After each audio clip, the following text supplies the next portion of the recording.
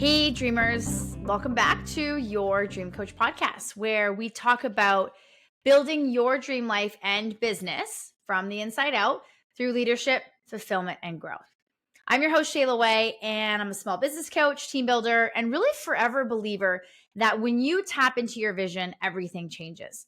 And so I want to talk about a topic where it really resonates for business owners, leaders, visionaries. And I want to dive into how do you lead when you're not feeling confident?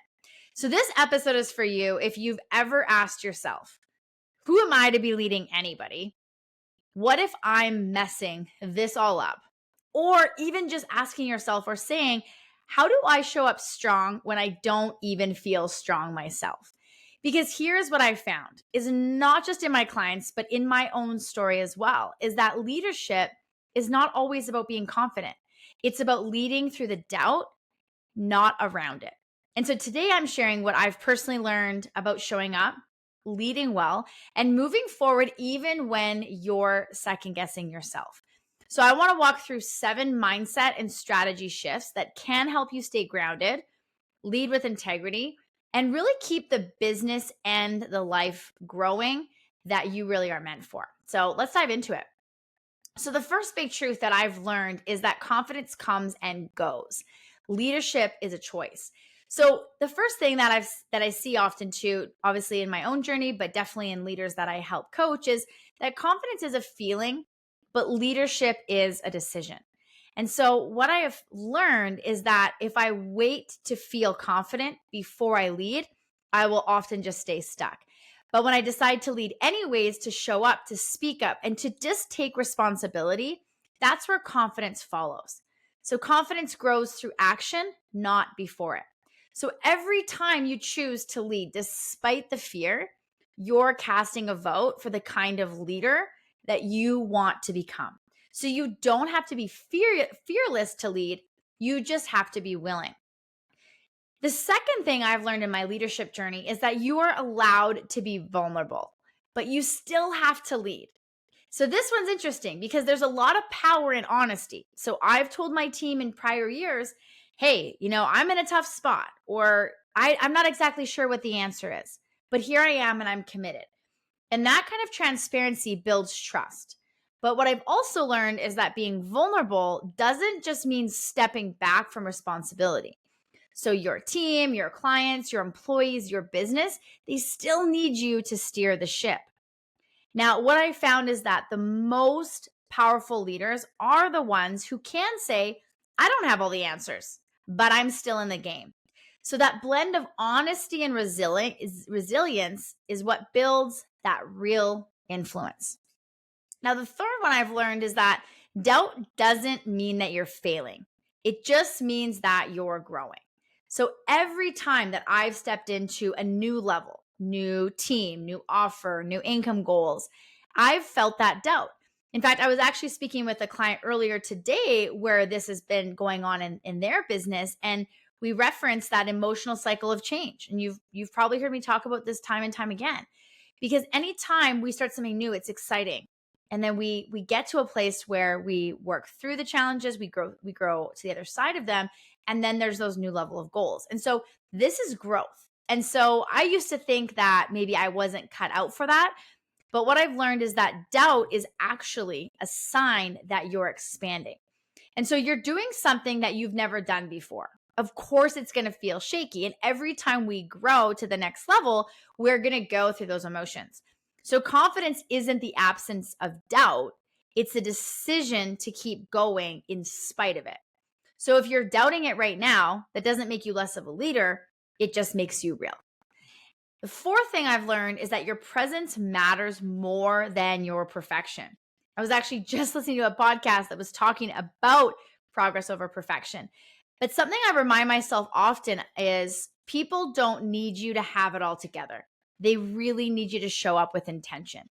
And some of the best coaching sessions I've ever led didn't come from having all the perfect words. They came from being present, listening deeply, and really holding space.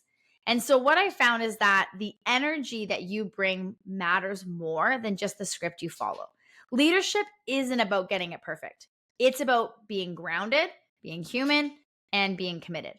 And so presence is power, especially when confidence is shaky. The fifth thing that I've learned is that you can really borrow belief until you build your own. So I'll be really honest. There were lots of times in my career when I had to borrow belief. And so what I mean by that is maybe that was a story from a mentor, a coach, a teammate, or a client that kind of had told me, you've got this. And over time, when people had poured into me, that belief eventually became my own. And so what I found is that you don't have to be fully confident to keep going. Sometimes you just need one person to remind you of who you are. And if you don't have that person for you right now, let me be that for you. One of the things I love so much about coaching is being able to transfer that energy to believe in people really before they believe in themselves. I spend hours and hours every single week helping people grow and learn and, redefine what their dreams and goals are. And there are so many people that hold themselves back from greatness because they doubt themselves. So you're more ready than you think. You're doing better than you realize. And the fact is that you care this much means that you're already leading from the right place.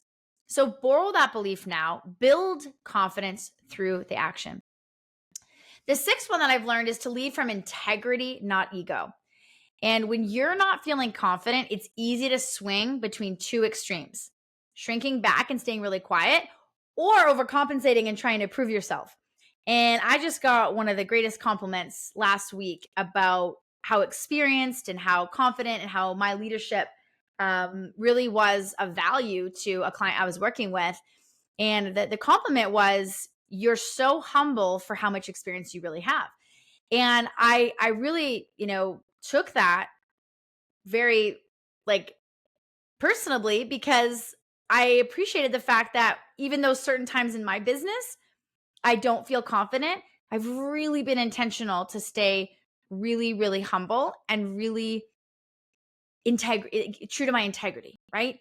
And, I share that because sometimes we can, and I see this oftentimes with people I work with, is that we either do go to that place where we shrink back or we get we try to overcompensate. And I think that is really one of the greatest places that we can be as a leader, which is why that compliments so much is that, despite all the experience and success that I've had, I do stay very humble in my line of work because I always think that we can be learning and we're always learning, right? And so I found that there's kind of like that antidote to both is that integrity. And so showing up aligned with your values allows you to lead in a way that reflects your mission. So keep your word, own your impact, and just stay honest. You don't need to puff yourself up to be taken seriously. Hey, I've been through different cycles of leadership, and that doesn't always connect well with people. You just need to lead with that consistency. When people ask what is one of the biggest keys to success, it's just consistency.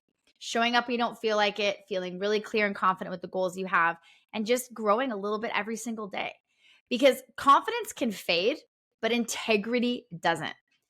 And that leads me to number 7, which is the way that you lead yourself when no one is watching is everything. So just let that land there. Okay. So again, the way that you lead yourself when no one is watching is everything. The truest test of leadership isn't how you show up when you're winning or when you're, feeling great. It's really how you lead yourself when it's quiet, when it's hard, and when the doubt is loud. So what I've found is that the most powerful leaders I know are the ones who still do the work even when it's unglamorous. They honor their calendar. They keep their promises to themselves. They speak life into their own vision. Self-leadership is the foundation of external leadership. And the good news is that you can build that muscle anytime, even right now. So I want to recap the 7 truths that I found about leading when you're not feeling confident. Number 1 is that confidence is a feeling. Leadership is a decision. Number 2 is you can be vulnerable, but you still have to lead. Number 3 is that doubt means growth, not failure. Number 4 is your presence is more powerful than perfection. Number 5 is borrow belief until it becomes your own. Number 6 is lead from integrity, not ego. And number 7 is self-leadership is the foundation of everything. So your challenge this week is when you notice your confidence dipping, don't run from it. Pause, breathe, and ask, what would the leader I want to become do next? And then just do it, even if it's super small. That's how real leaders are built, not in moments of certainty, but moments of choice. So DM me on Instagram at Shayla Wey Coaching and tell me what's one way that you're choosing to lead even in uncertainty this week. And if this episode gave you a little nudge, right, maybe that nudge you needed, share it with a fellow leader or business owner who might need it too. And don't forget to subscribe and leave a review. It helps us reach more dreamers and leaders like you. Lead with purpose, live with joy, and keep growing into the person your dream life requires. And I'll see you next time on Your Dream Coach podcast.